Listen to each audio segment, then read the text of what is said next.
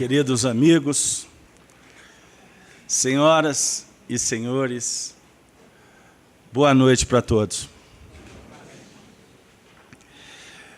Que Jesus possa, nesse momento, nos envolver, nos abençoar, de sorte que possamos, em sintonia com a luz que dimana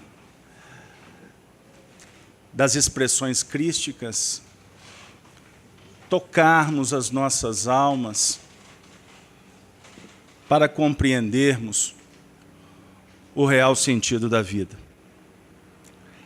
Eu confesso que Fred, coordenação, Ricardo, eu agradeço profundamente por estar aqui com vocês, porque é uma honra falar para um público tão distinto, aonde todos nós estamos aqui com o desejo real de aprender para melhor servir.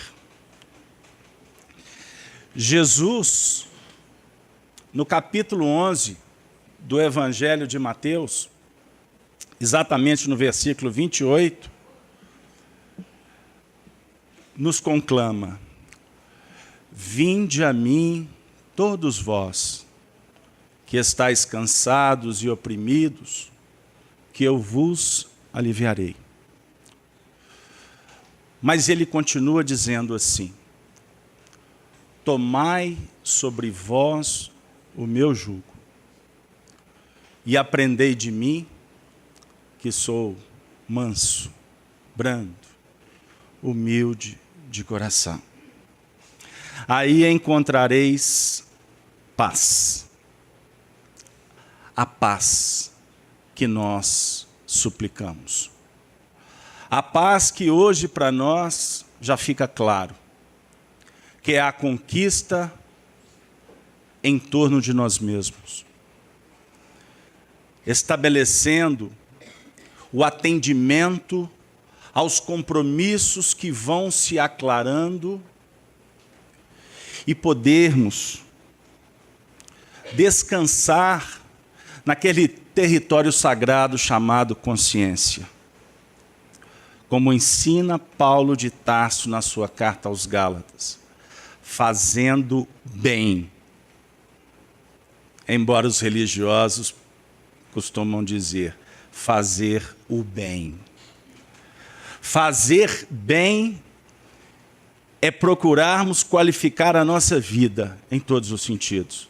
E quando qualificamos, o bem natural se esparge dentro dos preceitos do amor, que é a real vivência do Evangelho.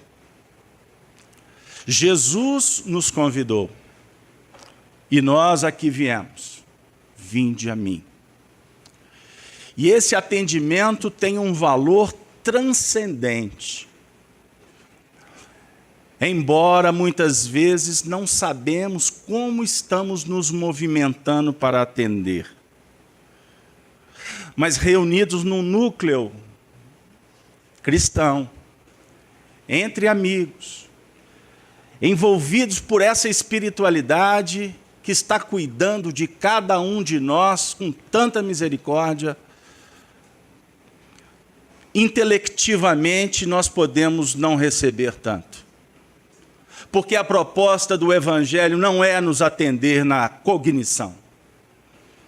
A proposta do Evangelho é tocar o nosso coração para que o sentimento verdadeiro, em nível de virtude, se expresse e defina para nós um roteiro de vida diferente.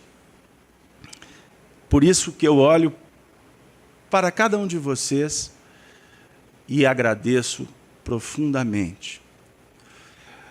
Porque nos 70 anos que nós, comunidade espírita, estamos comemorando o lançamento desta obra, Paulo e Estevão, e a coordenação pediu que eu perguntasse, e eu não vou deixar de perguntar.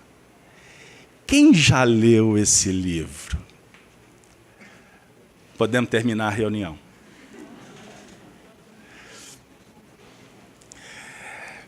Essa obra é uma obra que para nós tem um valor transcendente. Da última vez que eu estive aqui, eu fui inspirado a fazer uma viagem no tempo. E eu vou pedir à Vênia para convidá-los para fazer essa viagem de novo, para quem estava aqui na última oportunidade. Eu gostaria de descer a Rua Leopoldina, junto com vocês, para ir em direção à Praça da Estação, para a gente pegar um trem. Mineiro pega trem.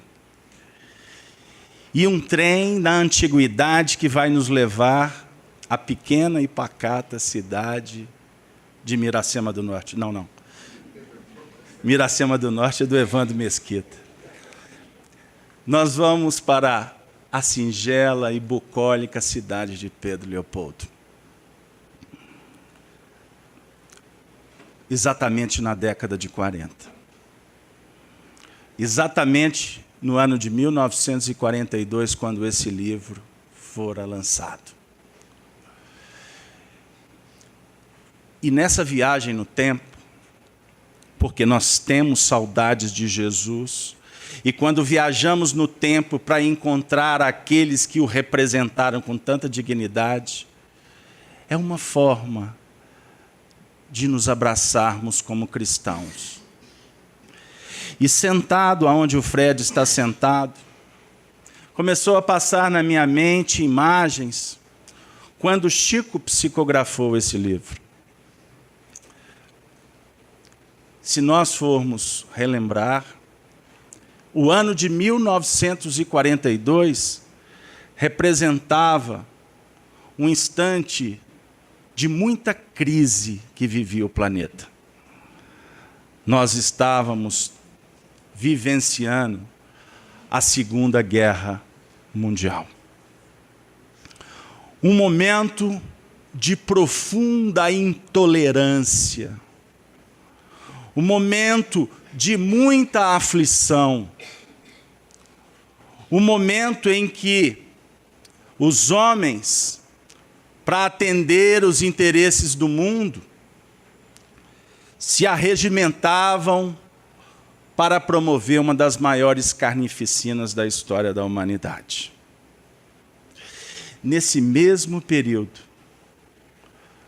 Chico Xavier, que se tornou um grande embaixador da espiritualidade na Terra, coordenado por Emmanuel, e centenas de espíritos que davam assessoria, estavam naquele instante trabalhando de sorte a, de alguma forma, auxiliar a humanidade num período de muito sofrimento.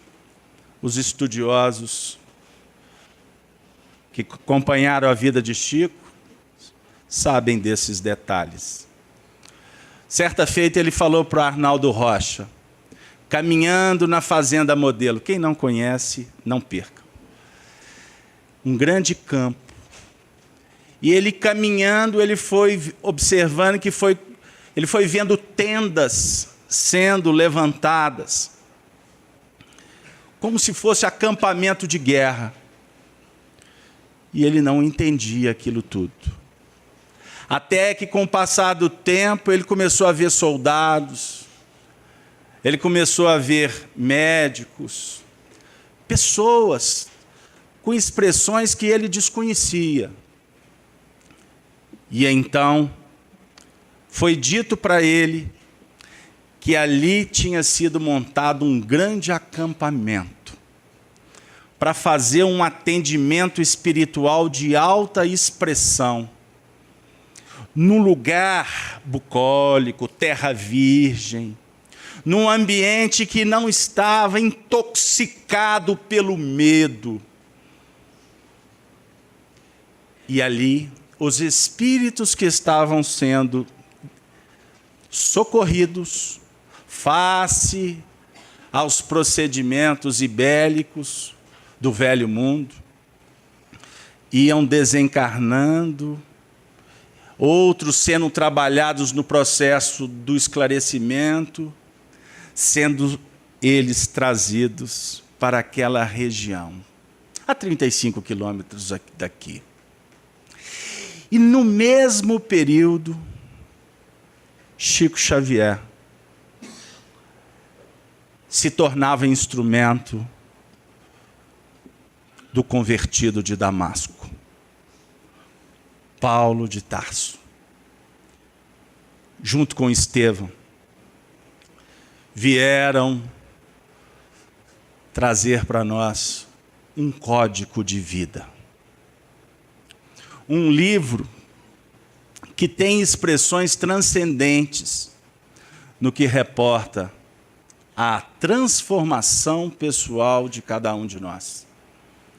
E também um grande indicador para nós que estamos abraçando a doutrina espírita, que estamos militando nas casas espíritas. Porque esse livro conta como que surgiu o cristianismo, a Casa do Caminho, aquela instituição que inaugurava na terra, sob a tutela de Jesus, a era da fraternidade, o momento do carinho, de cuidar dos párias da sociedade, que não tinham atendimento, não tinham hospitais, não era interesse dos governantes atendê-los, até por falta de recurso mesmo e pela ignorância que graçava. Em Jerusalém foi fundada essa instituição, que se torna roteiro para todas as instituições cristãs com o passar do tempo. E deveria ser por nós, como espíritas, uma indicativa soberana de comportamento e de atendimento ao Filho do Calvário, que começa por nós mesmos. Afirma Emmanuel, no prefácio da obra, prometi para o Ricardo que eu não ia contar a história de Paulo de Tarso. Porque o grande lance é estudarmos a obra. Mas, Fred, é necessário que todas as vezes que a gente abrir um livro, que a gente tenha o cuidado de estudar os prefácios.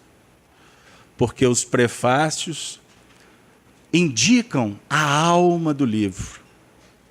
E nesse livro, nós vamos ter em Emmanuel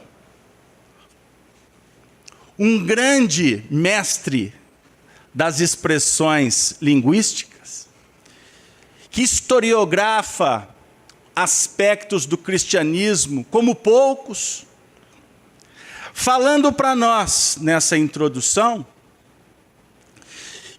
que trazer a história do convertido de Damasco do mundo espiritual tem um objetivo muito mais amplo do que apenas romancear a trajetória desse grande representante de Jesus.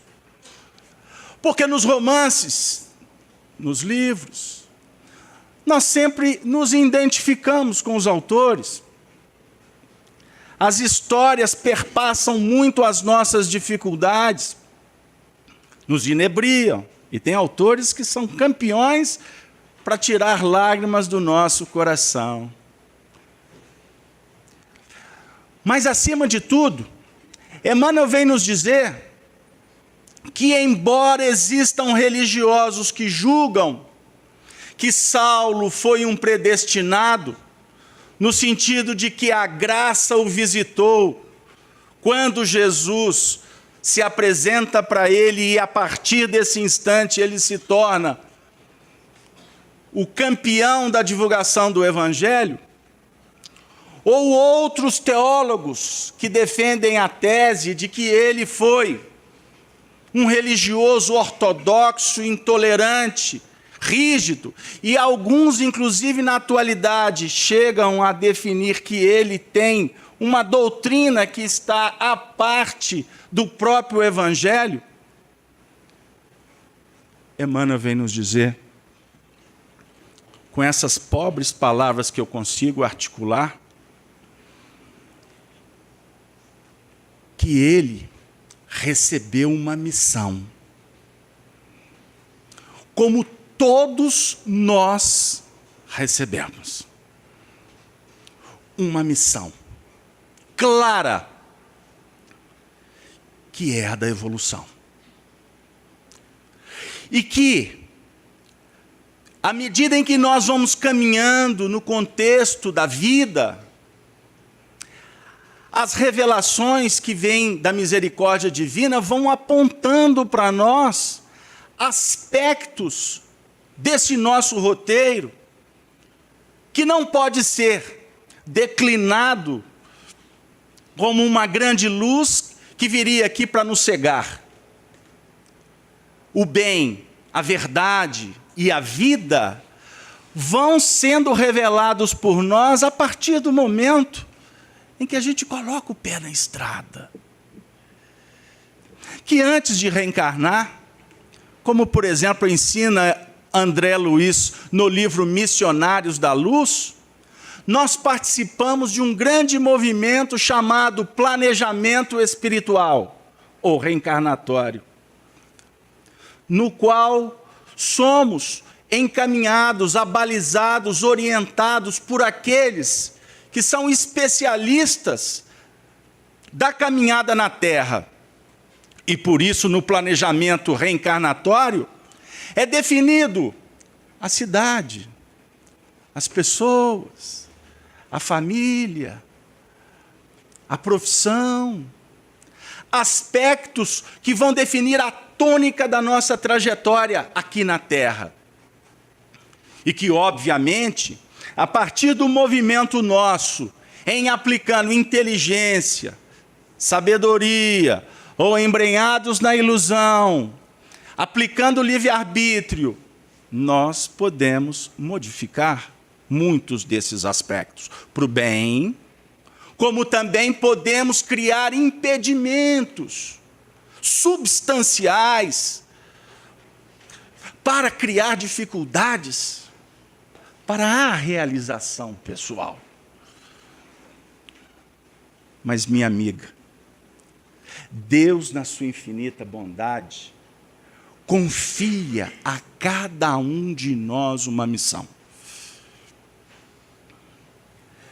A de vocês agora é de nos acolher. Obrigado. A nossa agora é de humildemente tentar traduzir o pensamento destes que tutelam esta casa. E que nem sempre é fácil. Porque esse assunto aqui mexe com todos nós. Porque no fundo, eu gostaria muito, Fred, de ter dignidade de estar aqui para falar de Paulo de Tarso. Para tentar representar Estevão. Mas não para prestar homenagem. Porque ensina Emmanuel na introdução desse livro, que os espíritos superiores não precisam de mesquinhas homenagens. Mas, como cristãos, que estamos com saudades de Jesus e por isso atendemos o convite dele do vinde a mim, esse momento é extremamente importante para que a gente possa humildemente tentar rever algumas coisas na nossa vida. Fazer uma coisa que está muito em voga os jovens falar. A gente vai ficando idoso, é complicado. Fazer uma releitura da vida. A partir do momento em que eu estou aqui, talvez passando por um problema sério com o filho, no casamento, no trabalho, com a escassez ou com a abundância, talvez com um diagnóstico de uma doença incurável na Terra. Por que nós viemos aqui na Casa Espírita? Eu bato muito nessa tecla. Por quê? Bem-aventurada a maioria que eu sei que veio aqui por amor. Mas uma grande parte, principalmente no mundo espiritual, está vindo aqui como eu, por penúria, por carência. Porque aqui eu tento buscar o que o mundo não pode me dar. Amor. Porque Jesus se intitula o pão da vida. André Luiz define para nós que o amor é alimento das almas. Então o que eu vim aqui, meu amigo, fazer, a não ser buscar esse amor no olhar, Fred, no carinho, na leitura, na música.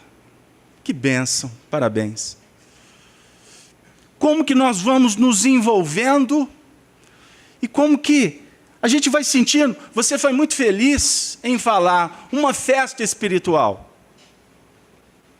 Porque aqui ninguém está aqui com segundas intenções, a não ser organizar a reunião, abraçar as crianças, oferecer o livro, o passe, mas, acima de tudo, cuidar das mazelas pessoais, que são as nossas maiores necessidades. No capítulo 9 do livro Atos dos Apóstolos, nós vamos encontrar o que Emmanuel detalha aqui com tanta maestria, com tanta exuberância, aquele movimento de um homem intolerante, de um homem que tinha tudo na vida, no sentido humano, embora eu não possa desconsiderar aspectos espirituais, mas só para contextualizar. Rico, filho de um grande tecelão, estudou sobre a influência da escola de Alexandria e de Atenas, em Tarso. Emmanuel fala que ele era um homem muito bonito, e Emmanuel tem bom gosto. Detalhe, Emmanuel, no capítulo intitulado Jerusalém, a chegada dele para encontrar seu amigo, Sadoc ou Alexandre, eu acho que é o Sadoc. Aí ele chega numa biga, o Haroldo que gosta de dizer, é como se ele estivesse chegando numa Ferrari, é isso? Atleta, devia ser sarado. Qual das damas de Jerusalém que não sonhavam casar com Saulo, o doutor, que estava sendo preparado para representar uma das maiores sumidades do Sinédrio, Gamaliel, que era filho de Simeão da Samaria, grande expoente do judaísmo, que recebeu Jesus quando criança no templo, conforme narra Carlos Torres Pastorino, que por sinal era filho de Iléu, sumidade judaica. Saulo vinha de toda essa estrutura, de toda essa cultura, ele reunia todas as condições para que ele fosse um homem vitorioso na terra. É interessante como é que é a vida. E Ricardo me contou, vou dividir a fofoca, que o companheiro que esteve aqui ontem, o nome dele? Ricardo. Falou dos sonhos de Saulo de Tarso. E ele, teoricamente, ia se realizando nesses sonhos. Até que surge na vida dele, como aquelas estrelas que vêm dos céus para nos auxiliar, a figura exponencial de Abigail. Falar de um livro que todo mundo já leu é complicado. Vocês tenham paciência comigo.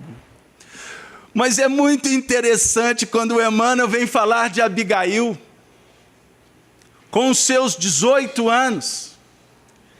Ela representava pureza d'alma, nobreza de espírito, polidez espiritual. E não podemos, como diz Emmanuel, falar de Saulo de Tarso sem a presença de Abigail e sem a presença de Estevão, que daqui a pouco a gente fala um pouquinho sobre ele. Mas ele tinha tudo. Ele tinha tudo. E foi acontecendo com ele um movimento que acontece com todos os seres humanos. A alma ansiando por amor.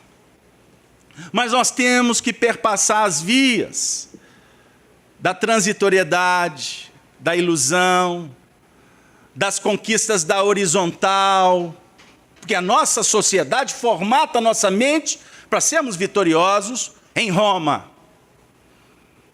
E Jesus propõe uma outra vitória,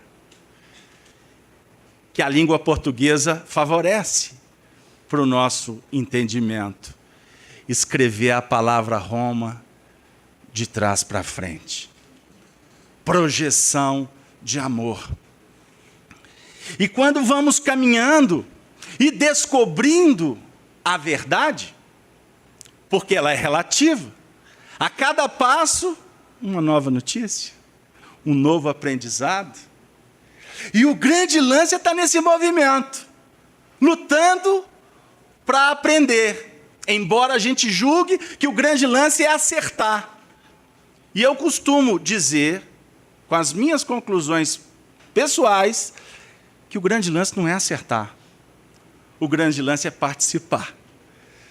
Porque a partir do momento em que nós estamos participando, nós estamos dando um testemunho para nós mesmos que vale a pena. Que desistir é um ato de covardia, mas de ausência de inteligência. E por isso nós perdemos fôlego e podemos cair em depressão. E podemos desenvolver vários tipos de dificuldades emocionais. Não, é o trabalho. Jesus coloca para nós de uma forma límpida no Evangelho: meu Pai trabalha até agora e eu trabalho também. É o trabalhar até agora. É colocar o pé na estrada da nossa Damasco. Embora percorremos sem ter noção do amparo, foi o que tu disse, do contraponto que é a realidade espiritual, que nós temos muita dificuldade de entender isso. Estudamos o Espiritismo, mas eu faço enquete também em alguns lugares.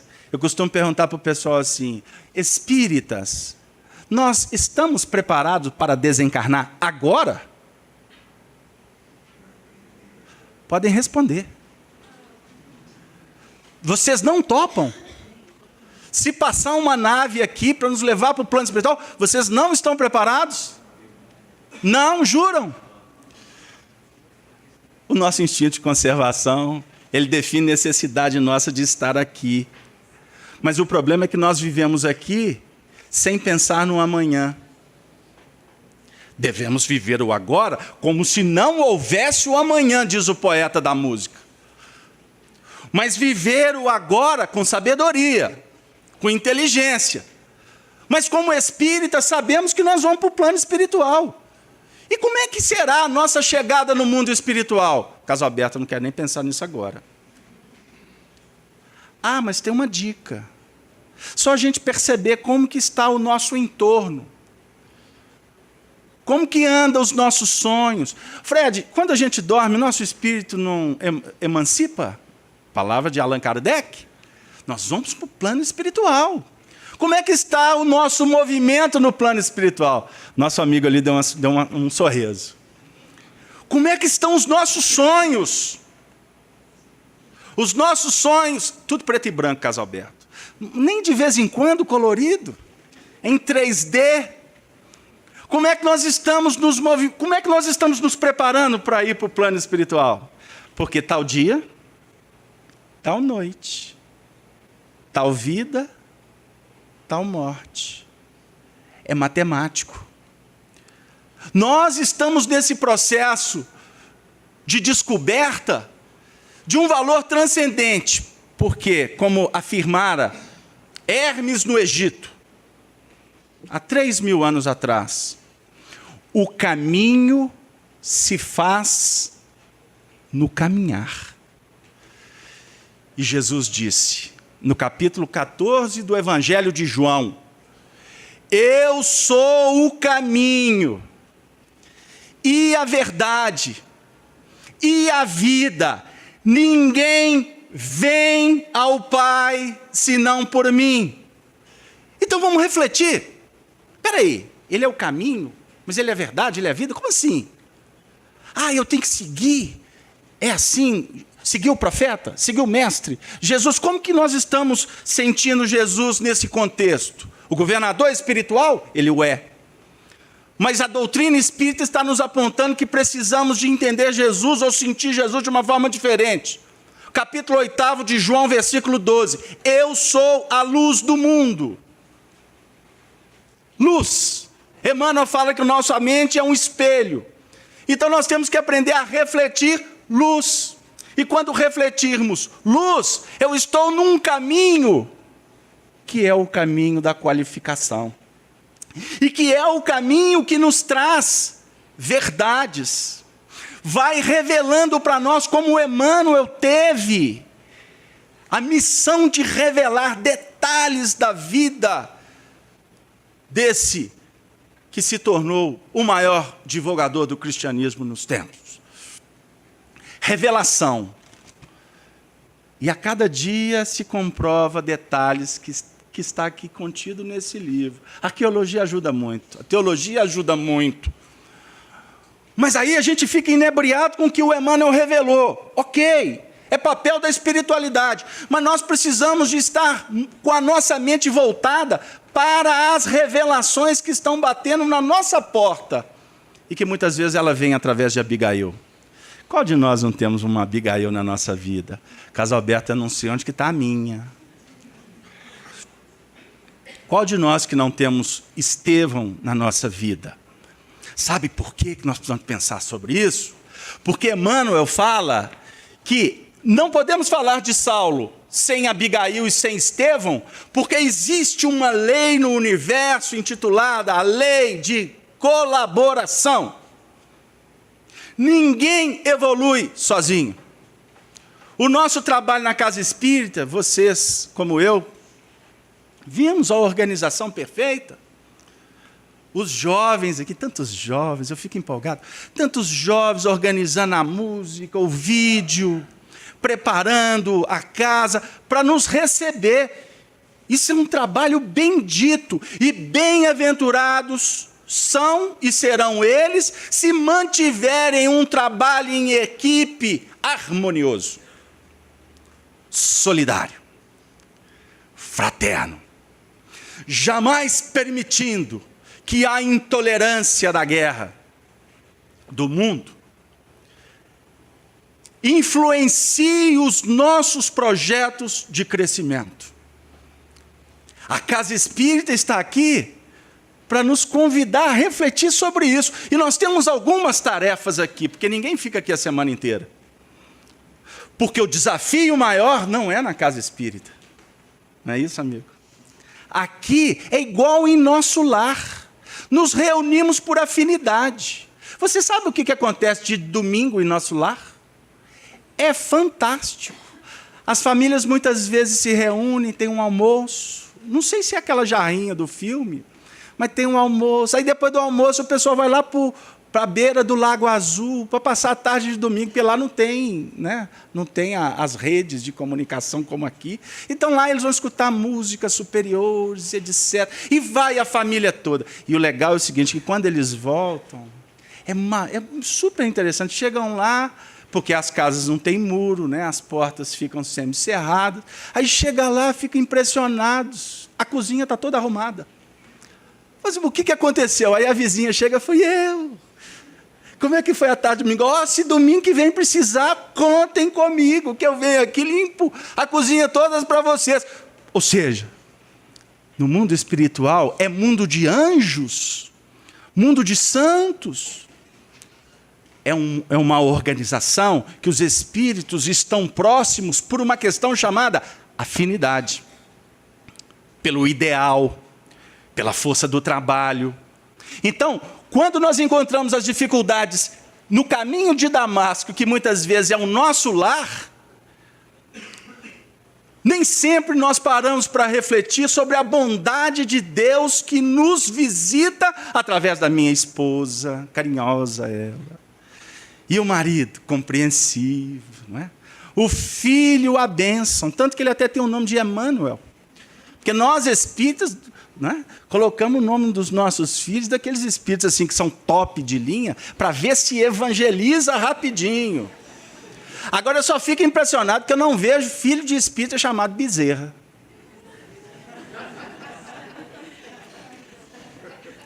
E a sogra? Hã? E aí a gente vai caminhando. E o patrão? E as dificuldades? São as nossas Damasco, Fred. É a oportunidade da gente estar revendo os nossos sonhos. Porque o que motiva a nossa vida é um sentimento extremamente importante para que a gente possa dar mais um passo.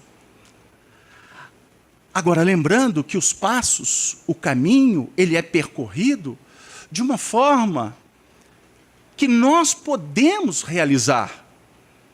E muitas vezes religiosos tradicionais, a gente lê a história de Saulo de Tarso e fala assim: Jesus apresenta para mim que eu mudo. Ou por que Jesus não se apresenta para mim? E ele está o tempo todo se revelando em bondade, em notícias. Então, dentro da lei de colaboração, Saulo de Tarso teve Abigail, teve Estevão.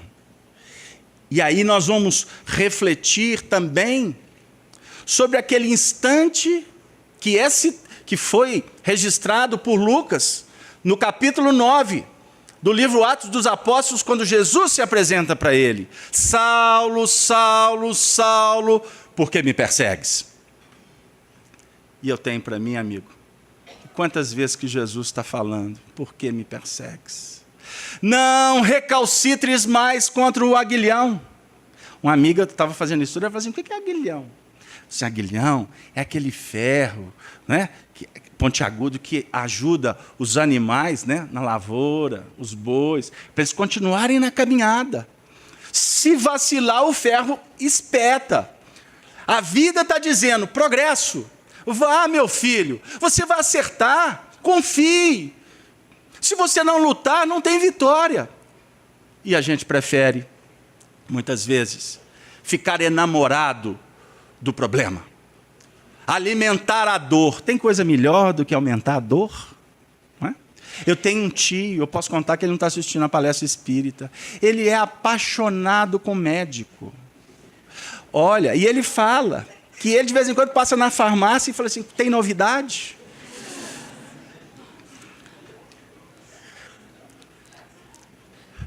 Mas é aquela mania de estar o tempo todo enaltecendo o problema, procurando doença, vendo fantasma onde não tem fantasma. Eu não gosto de lembrar meus tempos de adolescência, porque eu vi espírito para todo lado. E lá em casa, coitada da minha mãe, ela tinha que pagar uma conta de luz alta, porque as luzes da casa todas tinham que ficar acesas. Sabe, na época minha não tinha headphone, então era o rádio, a vitrola lá no alto.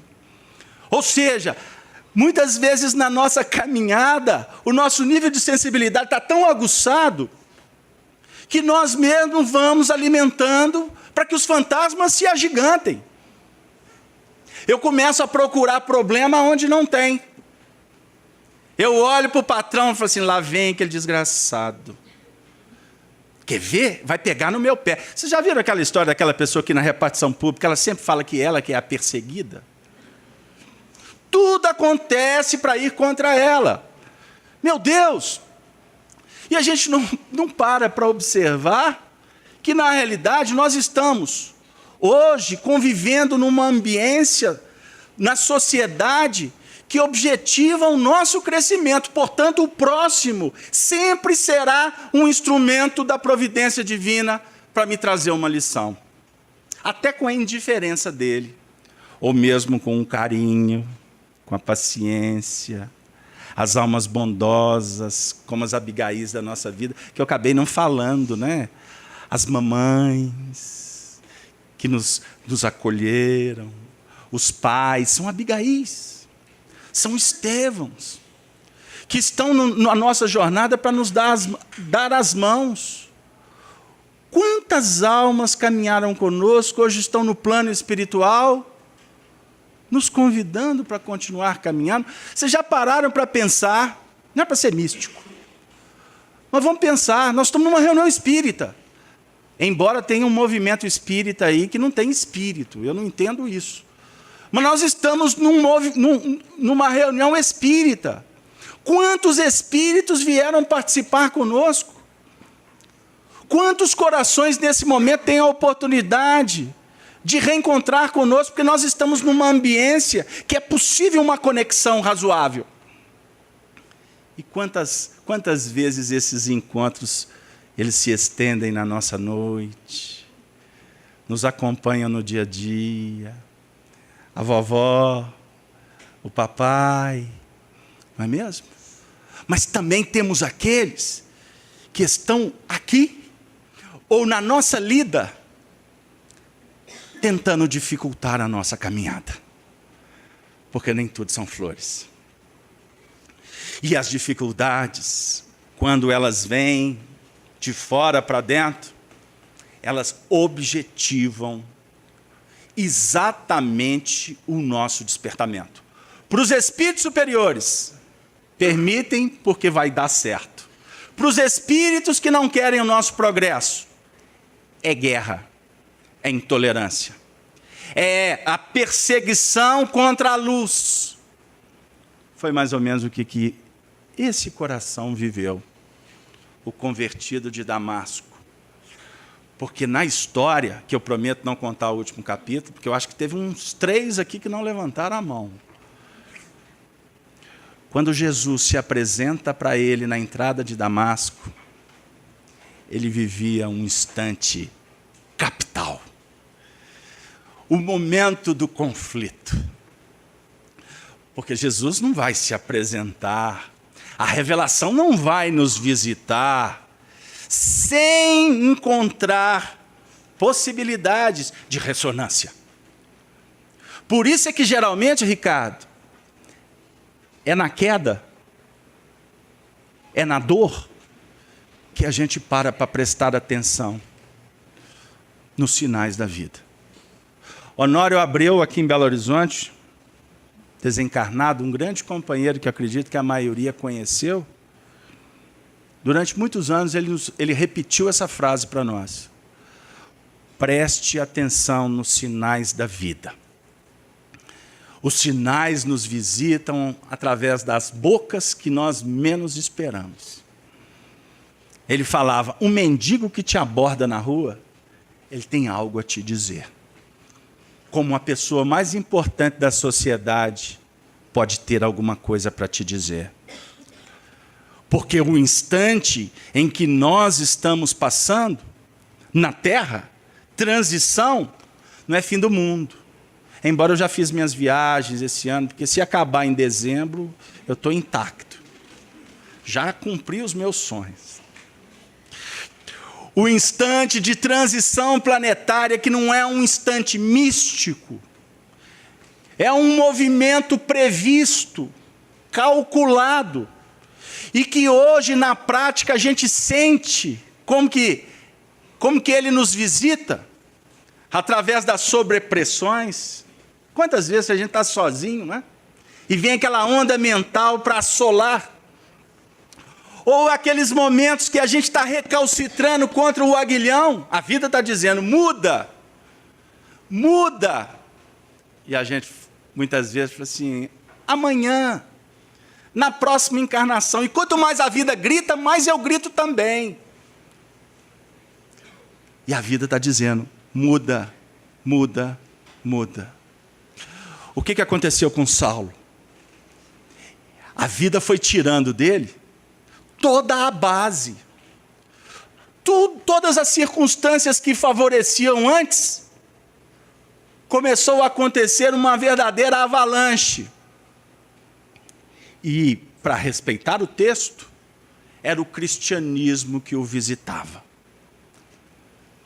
É o cristianismo que está nos visitando nesse momento de definição. Existem alguns aspectos que a gente ainda não dá conta. Porque ensina Emmanuel que quem faz o que pode, faz tudo. Quem faz o que pode, faz tudo. Então, se você pode, faça o bem. Agora, tem aspectos que eu não dou conta. Quantos de nós vivem dramas com pessoas queridas, mas que não conseguimos nos relacionar? Quantos? Talvez a gente não revela por uma questão de ética, por uma questão até de cultura religiosa. Porque ela é minha mãe, ou porque ele é meu pai, ou porque ele é meu filho. São dificuldades que vão ser trabalhadas e que precisam, da nossa parte, uma conduta de paciência. Este é o cristianismo. Uma conduta de carinho. Este é o cristianismo. Uma cultura de perdão. Este é o cristianismo. Porque se não for assim, nós vamos nos entristecer muito mais. Agora, não devemos deixar de olhar para os fatos. Se existe a dificuldade hoje, essa dificuldade, ela é resposta de comportamentos nossos, seja nessa vida ou em outras existências. Porque ninguém sente aversão a um outro coração se esse outro coração não fez alguma coisa. Ou vocês acreditam naquela história de que meu anjo da guarda não bateu com o dele? Anjo da guarda são espíritos benfeitores. Quando nós nos encontramos, os anjos da guarda, ou os espíritos que nos tutelam, movimentam tudo que eles podem para favorecer o reencontro feliz. Porque diz Emmanuel que na vida existem encontros, reencontros e desencontros. E que nós devemos lutar para evitar os desencontros. Agora, os reencontros são bênçãos que precisam de ser valorizadas a toda prova. Este é o momento da visita da luz que vem do alto para favorecer o nosso entendimento, para favorecer a nossa caminhada. Mas o passado vai lutar. As circunstâncias, elas fazem tudo para tentar nos algemar, porque foi isso que nós fizemos no passado. Então não está acontecendo nada por acaso. Saulo de Tarso vivia esse drama. Ele perde Abigail. O cristianismo vai bater na porta dele de todas as formas. É importante nós lembrarmos que a intolerância dele era em função dos ideais que ele defendia. Por isso que Estevão, quando, no momento da sua desencarnação, fala para Abigail perdoá-lo, ele fala com convicção, porque ele diz assim: do mesmo jeito que defendeu Moisés, irá defender Jesus, o Evangelho. Gente, me perdoem as divagações, mas eu tenho que entrar no texto e trazer para a atualidade, porque senão nós não vamos ler o livro de novo. Mas eu fico pensando, tudo que está acontecendo conosco no século XXI. Não temos aquela guerra da década de 40. Mas as guerras que visitam a nossa intimidade são extremamente desafiadoras. E define para nós um planejamento estupendo. E que compete a nós, nesse momento, parar para refletir, para não perder a oportunidade. Porque Saulo, embora translocado, embora o algoz, o lobo que adentrava Damasco para perseguir Ananias, aquele que representou as bênçãos, a luz, a oportunidade de Abigail, o coração do coração dele encontrar Jesus, que nada mais fez do que cuidar de uma alma frágil que ele mesmo, Saulo, abandonou. Ele indo em busca da ovelha,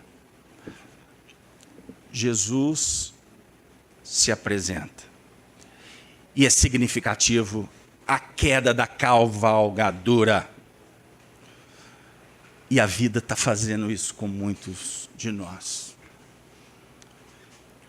Nós estamos perdendo uma série de situações para dizer para nós: para quê? Por quê? Revigora, reveja, não vale a pena brigar, porque a força que utilizamos do Espírito, essa força retorna, é da lei. Por isso é que Emmanuel nos ensina que nos mundos inferiores o Espírito usa sua força, mas nos mundos superiores aprendemos a usar o Espírito da força, que é outra história. Agir com inteligência, andar por cima da tempestade, lutar o tempo todo para abrandar, para serenar. Porque quantos de nós aqui já não vivemos experiência que, por exemplo, um momento de guerra, de intolerância foi o suficiente para acabar com uma amizade, para destruir um casamento? Aqueles que cometem os delitos contam para nós que o delito, quando se comete, ele é rápido. Apedreja Estevão, basta uma ordem. Agora, o preço que se paga é demorado, é espaço, tempo e reconsideração. Nós estamos há um ano comemorando o aniversário desse livro e viajando todos os lugares aí que nós estamos conseguindo atender para falar dessa história. Em todos os lugares, eu repeti e agora vou tornar a dizer.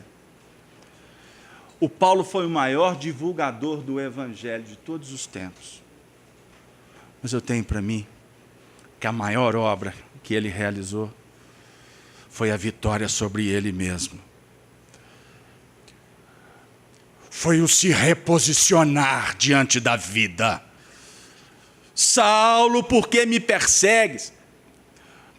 Ele não estava perseguindo Jesus. Por que persegues a luz, o amor? Se é a luz, se é o amor que vão te trazer paz. Stop, break, não é? Dá uma pausa, desconecta, despluga, e aí vai. Sai dessa sintonia. Vocês já observaram quando a gente entra numa sintonia, circuito fechado de treva? Muitas vezes é difícil sair. Não é só uma prece que tu vai fazer que vai resolver. Você tem que muitas vezes até mudar de estação, até sair do ambiente, respirar outros ares, para voltar reconsiderando, reposicionando. Por insanidade, por precipitação. Precipitação, ensina Emmanuel e nos faz lembrar agora. É a antevéspera da queda. Quem é o Senhor vendo a luz? Eu sou Jesus, aquele que tu persegues. O que queres de mim? Entreis na cidade e será dito o que terás que fazer. No Evangelho nós temos alguns movimentos que representam essa posição. Senhor, o que queres de mim? Nesse momento não podemos olvidar a visita do Espírito de verdade a Maria Santíssima. O Gabriel. O que queres de mim? Faça-se em mim conforme a tua palavra, a tua verdade. Quem se posiciona assim, se posiciona com um espírito de autenticidade e de humildade profunda. Porque tem momentos que a gente fala, né? O que vocês querem que eu faça? Mas costuma falar de boca para fora. Por que nós estamos numa reunião espírita, Fred? Depois de milênios que nós estamos ouvindo essa mensagem. Nós já conhecemos essa mensagem. Afirma Emmanuel que não existe um espírito sequer no planeta Terra que não conheça Jesus. Todos conhecemos. Agora, nesse momento, nós estamos tentando talvez buscá-lo de uma forma mais límpida e diferente, sabendo que ele não vai resolver o nosso problema. Não. Porque se Jesus fizer isto, ele estará rasgando toda a didática do aprendizado espiritual.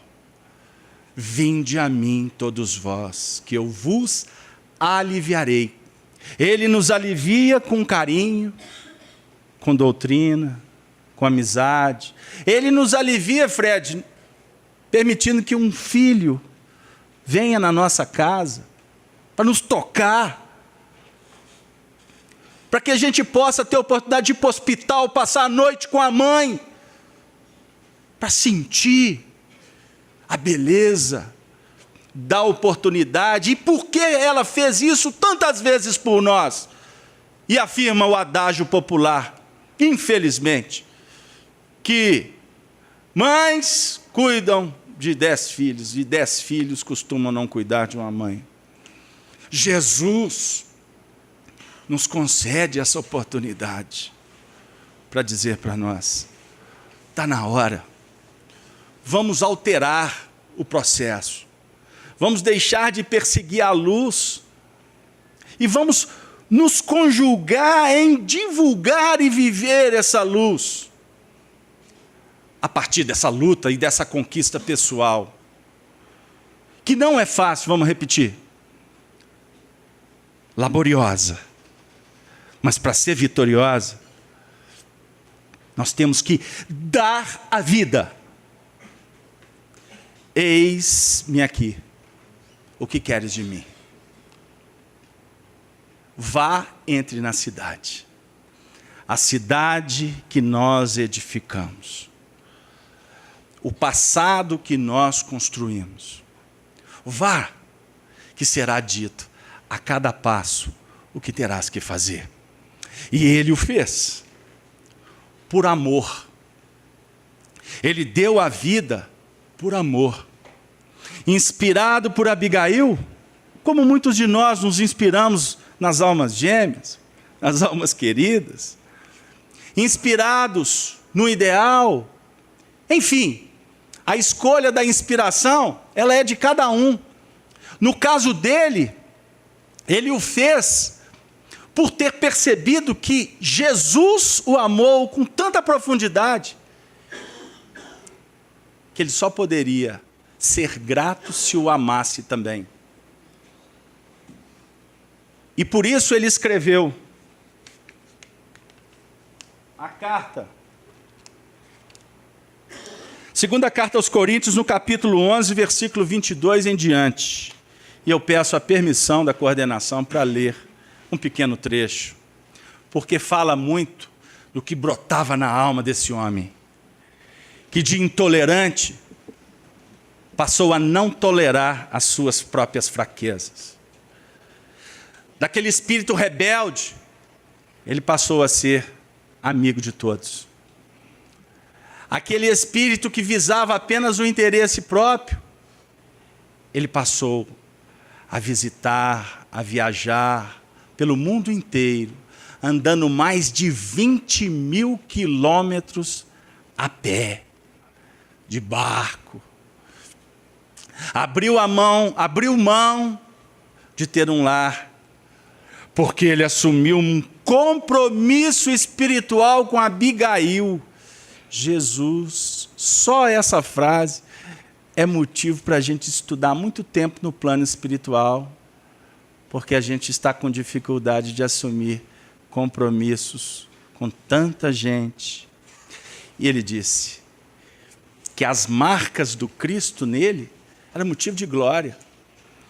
Quando teve a oportunidade de sair da cadeia, ele disse: eu preciso pregar o Cristo em cadeias. Porque se eu estiver livre no mundo, eu não posso me responsabilizar. Observem. E muitas vezes nós estamos em cadeia, querendo nos livrar dela, e a espiritualidade dizendo: não pode. A dificuldade é que nos freia. São hebreus? Também eu.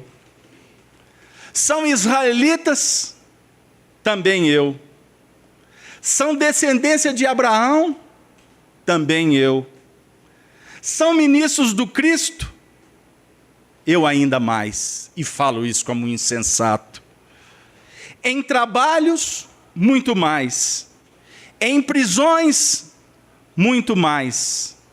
Em açoites, infinitamente mais. Em perigo de morte, muitas vezes. 5 vezes recebi dos judeus 40 golpes menos um. 3 vezes fui açoitado em varas. 1 vez fui apedrejado. 3 vezes naufraguei. 1 noite e 1 dia passei perdido em alto mar. Em viagens sem número. Exposto aos perigos dos rios, perigos dos salteadores, perigos da parte dos meus patrícios, perigos da parte dos gentios, perigo nas cidades, perigos nos desertos, perigos no mar, perigos da parte de falsos irmãos, costuma ser o perigo mais doloroso. Os falsos irmãos. Ainda mais os trabalhos, as fadigas, as numerosas vigílias, a fome e a sede, os múltiplos jejuns, o frio e a nudez, e sem falar de outras coisas. Minha preocupação cotidiana, a solicitude que dedico a todas as comunidades. Quem fraqueja sem que eu me sinta fraco? Quem cai sem que um fogo me abrase? Se é preciso gloriar-se de minha fraqueza, é que me gloriarei. Deus e Pai de nosso Senhor Jesus Cristo, que é eternamente bendito, sabe que eu não falto com a verdade. A verdade. Ele deu a vida pela verdade. Queridos amigos, os açoites psicológicos, as perseguições espirituais, as pedradas, talvez verbais, todas as dificuldades que ele viveu na carne, a vida está nos apresentando para vivermos em espírito. E psicologicamente, nós precisamos de nos fortalecer, tendo a doutrina espírita como uma chave bendita, que, bem manuseada, ela pode nos colocar naquela condição de servidores. E é tão lindo, é tão justo, é tão maravilhoso imaginarmos que nesse momento os Espíritos do Senhor, sob a tutela de Paulo de Tarso, nos abraçam, a dizer para cada um de nós que a nossa missão, ela tem um peso especial, um colorido todo nosso e um jeitinho todo especial de realizar, que só você, só eu, só nós podemos fazer. Nós não podemos realizar a obra do outro. Podemos sim nos mirar, nos inspirar, mas a competência da construção é de cada um de nós. Que nesse momento, sob a égide de Jesus, possamos agradecer então a oportunidade bendita de estarmos aqui mais uma vez e suplicando que as nossas famílias, nesse momento, recebam estas vibrações benfazejas e que, ao voltar para os nossos lares, possamos estar revigorados, conscientes e esperançosos que o amanhã será muito melhor do que foi hoje.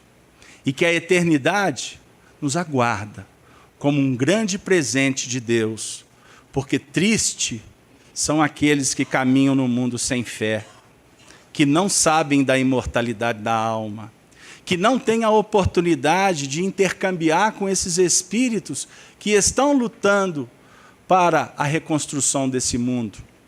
Nós estamos aqui para adquirir esta consciência espiritual de que o futuro da humanidade está sobre as nossas mãos e que a lição de Paulo de Tarso, de Estevão, de Abigail, de todos aqueles que através dos tempos entenderam e seguiram o bom caminho e por isso realizaram o bom combate, eles agora afiançam e delegam as responsabilidades para cada um de nós, porque eles já são vitoriosos dentro desse plano objetivo que nós estamos. Agora nós não podemos abrir mão de estar em comunhão com eles, porque sendo a lei da vida, a lei da colaboração, da cooperação, nós precisamos deles para nos auxiliar nesse momento de profundos testemunhos que nós estamos vivendo.